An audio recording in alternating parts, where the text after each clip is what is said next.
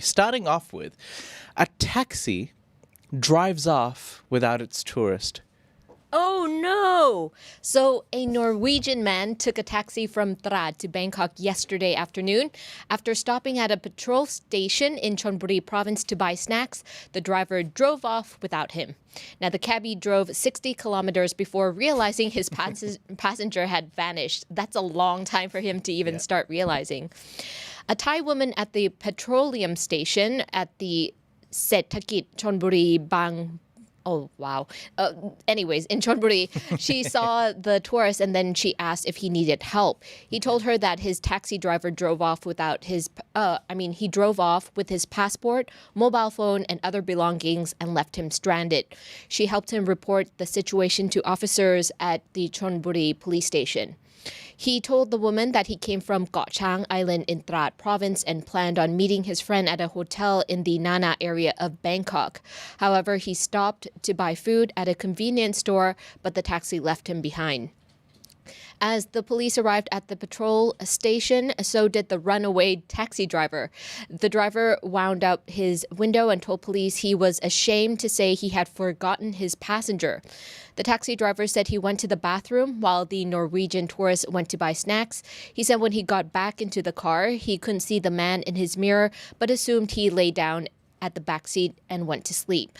The driver admitted that he didn't check, and it wasn't until the driver reached the Lat Krabang toll booth in Bangkok and needed the toll money that he realized his passenger had disappeared, so he turned around and headed back to Chonburi.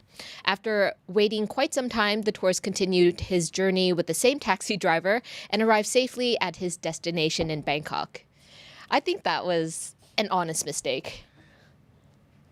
The fact that he decided to go back with the same driver makes it seem as though he possibly thought that also that it was an honest mistake. But I guess things happen. If you're not having a conversation with your taxi driver and you've been dozing off the whole trip anyways, maybe the taxi driver doesn't check if the passenger is still behind. I thought that was sweet of the taxi driver, though, to even come back. Yeah, he did come back. He did come back, and he arrived at the same time as the police. So if he did drive off, in Bangkok especially... 60 kilometers, that's a long way. Yeah, but it's on the highway, it's not like you can just find any U-turn. So even the U-turns are you're driving at least 10 kilometers sometimes to find a U-turn. And if he did realize on the tollway, because they do always stop to take the tollway money from the passenger. And that's only then he was like, oh, let me wake him up. It's like, oh, wait. You're not even here. He's not here. But his phone, his passport, belongings are there. That's kind of funny. Let's just give him the benefit of the doubt. It was probably an honest mistake, a clumsy mistake. Yes. And he did come back. So there was no drama or anything. So it was an unfortunate story with a good ending, I guess. Yes. Apart from annoying the passenger for about an hour. It's a funny story to tell your kids. Oh, well. Nettie, are you excited for the new year? Yeah, I am. Are you excited for the Thai New Year or New Year in Thailand? You mean Songkran? No, New Year in New Thailand. Year's. Yes, I am. Well, guess what? So is the country. Oh, and the government, because the Thai government has planned to give New Year gifts to its citizens. Oh, yay. That's right. The government will roll out a package of stimulus measures as New Year gifts, including tax rebates for shoppers. So you get rewarded for shopping, Nettie. Reductions in land and building taxes. And property transaction fees to boost public consumption and the economy over the coming year. So the Kola Krung, the 50-50, where the government would help you buy food generally on a daily basis, is going to end. Oh. So you won't be able to use the 50-50 scheme because according to the finance minister, it's been discontinued because people's purchasing power is also back. However, among the stimulus measures, there will be Shop Di Mi Khun tax rebate scheme. I love how they come up with these. Shop Di Mi Khun tax rebate scheme, in which shoppers will be allowed to claim income tax rebates on up to 40,000 baht purchased between January 1st and February 15. Oh, you can have a rebate for your Dyson. If I could afford a Dyson fan. 1.5 month. You have 1.5 month in the new year to just go absolutely nuts, and then you can rebate 40,000 baht of it. And you do need to back it up and provide it with e-invoices. So it's not like, you need to have some proof.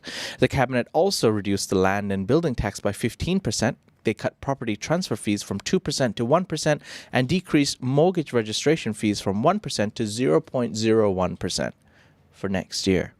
The cabinet also slashed excise tax on jet fuel for domestic flights from 4.726 baht to 0.20 baht per liter from January 1st to June 30th to promote tourism and support the airline industry. So great news for the airline industry. In addition, license fees for liquor, tobacco, and playing card vendors will be waived for the year for all existing sellers because liquor, tobacco, and playing cards are important. Playing cards. Yeah. I didn't know that those were being taxed. But it makes sense. Playing card vendors, you know. Oh, okay. Yeah. I mean, who doesn't like their liquor? Yes. And tobacco and cards. Playing cards, yeah. Yeah. Okay. Seems about right. Yes. All right. So, ladies and gentlemen, as always, we have the full article on the Thaiger.com where you can find all the detailed numbers and statistics and exact changes on the Thaiger.com. Before we end the break, I'd like to talk a little bit about immigrants in Thailand, in particular Burmese workers. Now, Burmese workers in Bangkok have decided to protest, and all they're asking for is the minimum wage, which is 600 baht. A lot of them work in Thailand, depending on where they're working in factories, for way less than 600 baht. We were just talking about Tesco Lotus. Tesco Lotus before, how they were working for 12 hours a day for like less than 200 baht a day. Now, the Burmese migrants rallied in Bangkok yesterday and on International Migrants Day in front of the Myanmar embassy, which is next to the St. Louis Church. And more than 100 Burmese citizens under the group named Bright Future gathered outside of the embassy and protested. Now, Burmese migrants often take on difficult, dangerous, and low-paid construction work in Thailand. The contributions of Burmese migrants to Thai society should be recognized and properly paid for, argues the Bright Future group. And alongside the wage hike, the group have 4 demands of the Thai government. They said, tackle corrupt employers seriously, provide information and legal assistance to migrant workers to help them understand and defend their rights, create a one-stop service for migrant workers to help with employment contracts, and lastly, decrease the number of documents and fees required to apply for a work permit and for a passport. Can I join in on the work permit, please? Sorry. Are you going to rally with them? No, it is so annoying to get the work permit. It's every year. It's the same document. It's like a stack of documents every year. It's like they lose my documents over the year or something. It can be very frustrating. But yes, less about me as a foreigner working on a work permit. But yeah, these Burmese workers, I think, are being very fair to ask the minimum wage. Why not? We come here, we will do all your dangerous work. The least you could do is at least pay us the minimum wage of 600 baht a day. Fair? Fair. 100%. Yeah, and I think their demands are very easy to listen to. Yeah. I like that nowadays people feel a lot more, how to call it, brave to openly state these things, because back in the past, I mean, like Burmese workers being taken advantage of is not unheard of. This has been going on for decades and decades, but it's only now where people feel more comfortable, like, hey, I do have rights, I know my value, come on, let's make this happen. Very proud of them. I think they're very, very underappreciated and undervalued as well. Like I think especially like a developing city like Bangkok or Thailand in general can't survive without the migrant workers. Like the Burmese people do some legit dangerous and hard work.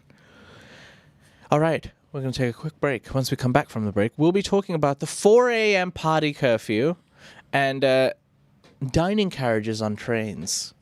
Yum. Find out more after the break. Thinking of investing, but don't know where to start? Ever heard of AAA FX?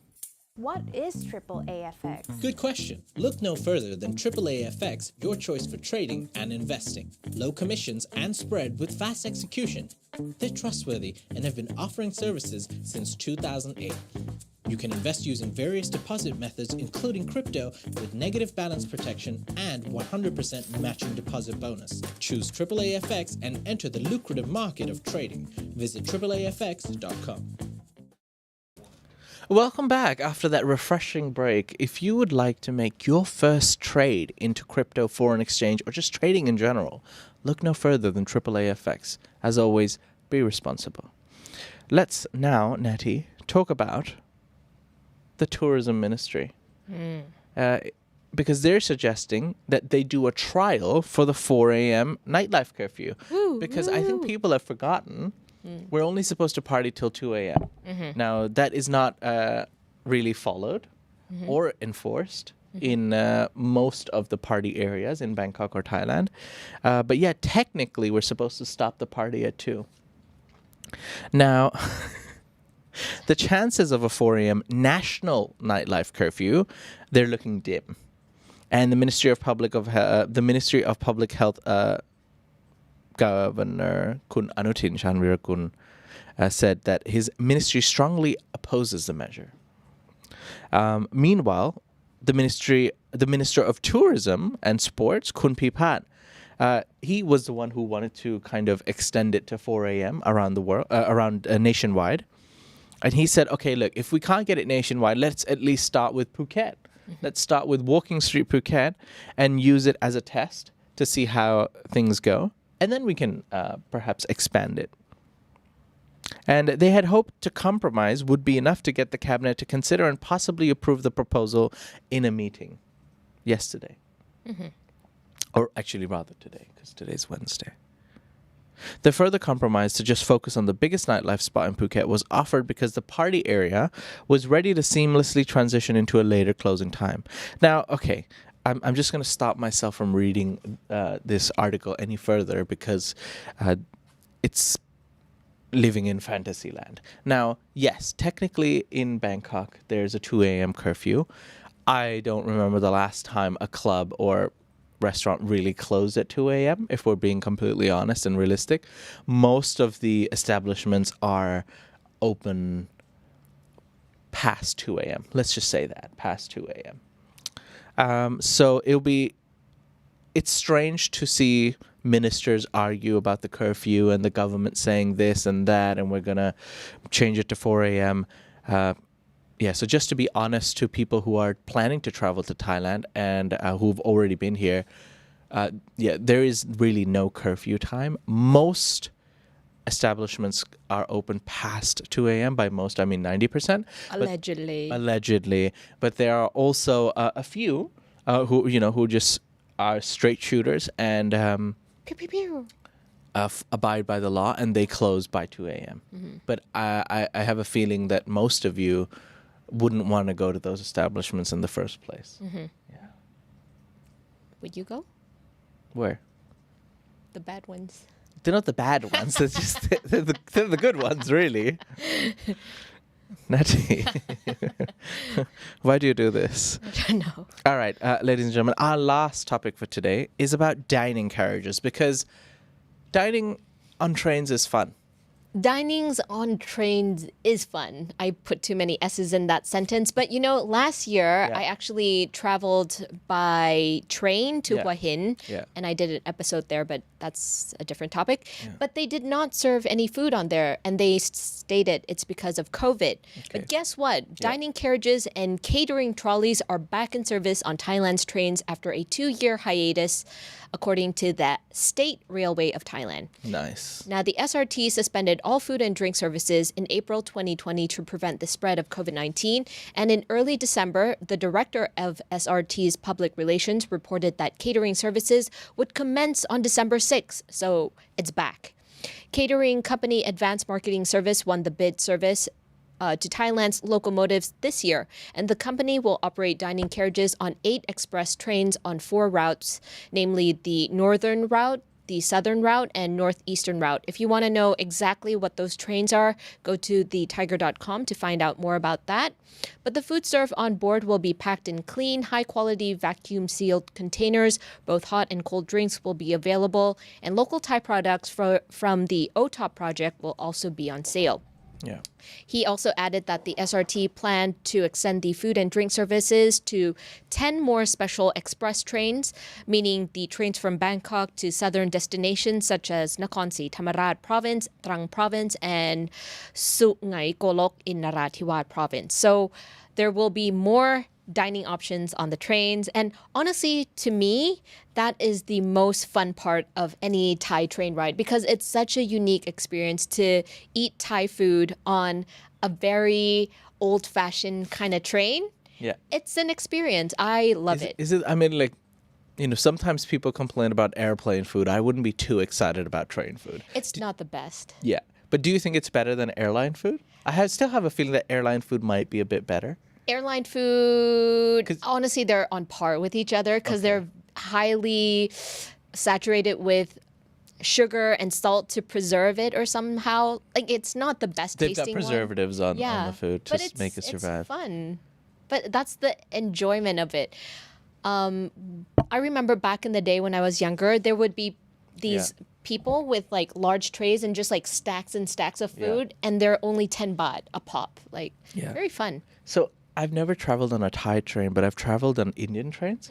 So one of my fond memories was actually traveling from Bombay to Ajmer, which is actually like which is basically like in the northern parts of India, and it's like a 14 or 15 hour ride. Whoa! So it's like there are sleeper trains, but yeah, you're pretty much traveling overnight, and in the like early morning or late morning, you arrive there, and so what happens in Indian trains is like Indian food's very good, and Indians are snackers, like legit snackers. So you kind of like have dinner, get onto the train or whatever, and then by the time in the morning, you stop by at least 10 stations before you get to your final station. At every station, there's someone selling food. So you'll see vendors coming up like, hey, would you like a plate? And they've already pre-prepared it. And they just like start selling plates. So if like, no, I'm not up for it. So in like about 10 minutes, when you get to the next station, there'll be something else. Fresh tea, fresh like, so it's like, I don't know how to explain it to you because I only know Indian food, but like, it would be like, what do we eat in the morning? Like fresh cow pat, fresh tom yum, fresh som tam. Not that everybody eats that in the morning, but you get what I mean. In one station you'll have the croissants, in another one you'll have the Danish, in another station you'll have chocolate croissant, something like that. That's so fun. That's like a foodie tour. And it's almost like a foodie tour because like you're still on the train. You haven't even arrived at your destination, which has more amazing food, but it's like it's an entire experience. Yes. And then all the vendors are basically because they just travel around, they just get onto the train, they go a couple of stations and then they come back. Right. So it's like really fun to see what you have. So I don't know if any of the viewers have ever visited India or traveled in an Indian train, but perhaps you can also share your experience. Or in Thailand, have you ever traveled in a Thai train and experienced the same thing? Yum, yum, yum, yum, yum. Let us know in the comment section below. As for now, ladies and gentlemen, we hope you enjoy the show. Click the like button. We'll see you live once again tomorrow. Until then, take care. See you. Bye-bye. Yum, yum, yum, yum, yum.